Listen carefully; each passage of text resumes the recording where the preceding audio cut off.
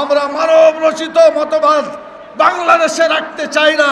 আমরা আল্লাহর বিধান অনুযায়ী সংবিধান তৈরি করতে চাই।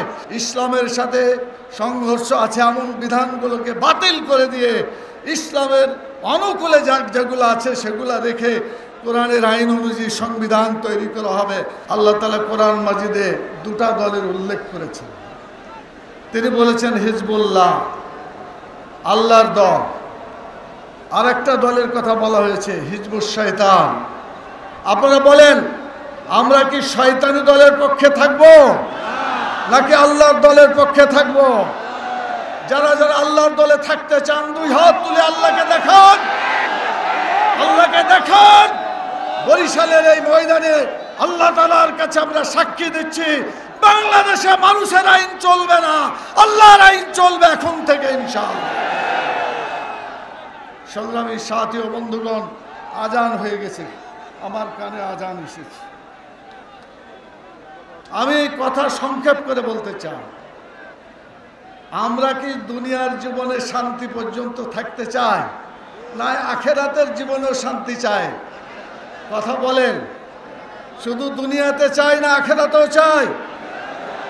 যারা আল্লাহর দল করবে তারা দুনিয়াতেও পাবে, আখেরাতেও পাবে। আর যারা আল্লাহর আইন অনুযায়ী চালাবে না তারা দুনিয়ায় কিছু পাইলে পাইতেও পারে, কিন্তু আখেরাতে তাদের জীবনে কিছুই পাবে না। সেজন্য আমি আবার আহ্বান জানাচ্ছি বাংলাদেশের সকল দলকে, সকল প্রতিষ্ঠানকে, আসুন আমরা একসাথে ঐক্যবদ্ধভাবে বাংলাদেশে কোরআনের আইন চালু করি। সংগ্রামী সাথী ও বন্ধুগণ, 54 বছরের ইতিহাস বাংলাদেশে। এই 54 বছরে কোরআন মাজিদের একটা আইনও জাতীয় সংসদে পাশ হয় নাই বা চলে নাই। কথা ঠিক কিনা বলেন? 54 বছরে বিগত দলগুলো আল্লাহর আইন চালু করার কোনো ভূমিকা রাখে নাই। অতএব যারা আল্লাহর আইন চালু করার চেষ্টা করে নাই, এগুলো দেখা হয়েছে না হয় নাই? আমরা সবাই দেখেছি। এ দল দেখাও শেষ, ওই দল দেখাও শেষ। আগামী দিনে ইসলামের বাংলাদেশ। সংগ্রামী সাথী ও বন্ধুগণ, আরেকটি কথা বলতে চাই আপনাদের। আজকে চতুর্দিকে মহাসমুদ্র।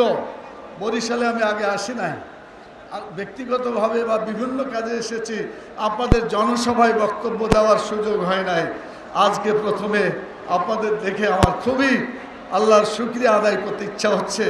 এত সুন্দর, এত বিশাল, এত বড় মহাসমাবেশ।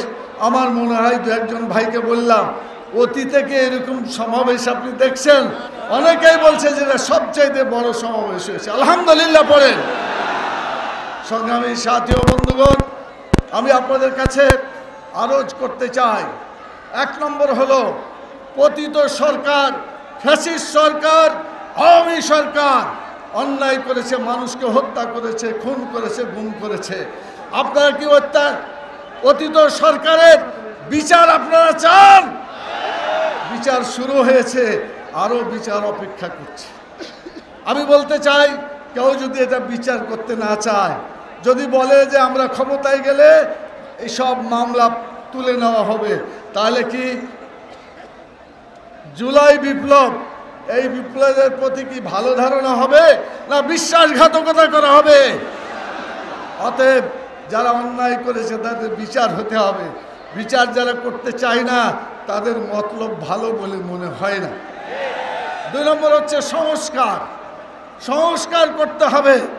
আমরা মানব রচিত মতবাদ বাংলাদেশে রাখতে চাই না। আমরা আল্লাহর বিধান অনুযায়ী সংবিধান তৈরি করতে চাই। আপনারা রাজি আছেন? অতএব সংস্কার করেই এগুলো করতে হবে। ইসলামের সাথে সংঘর্ষ আছে এমন বিধানগুলোকে বাতিল করে দিয়ে ইসলামের অনুকূলে যেগুলো আছে সেগুলো রেখে কোরআনের আইন অনুযায়ী সংবিধান তৈরি করা হবে।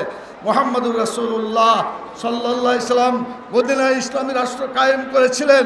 সেখানে সংবিধান ছিল কোরআনের সংবিধান, 47টি ধারা দিয়ে তৈরি করা হয়েছিল সর্বপ্রথম সংবিধান।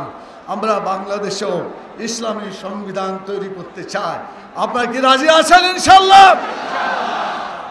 এরপরের কথা বলি, সেটা হলো আগামী নির্বাচন যে আসবে, এই নির্বাচনে যারা অতীতভাবে অন্যায় কাজ করেছে তাদের কি অংশগ্রহণ করা উচিত? মোটেই না।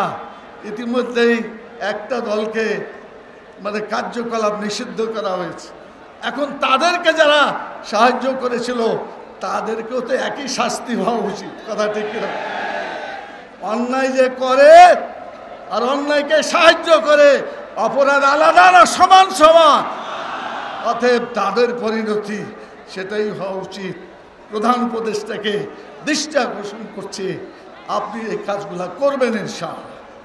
সব শেষে বলে আমার কথা শেষ করব। সংগ্রামী ভাই এবং যারা আমার এই কথা শুনছেন, অনুপস্থিত ভাই এবং বোনেরা, দুনিয়াতে আমরা বেশি দিনের জন্য আসি নাই, আমরা আল্লাহর কাছে ফিরে যাব।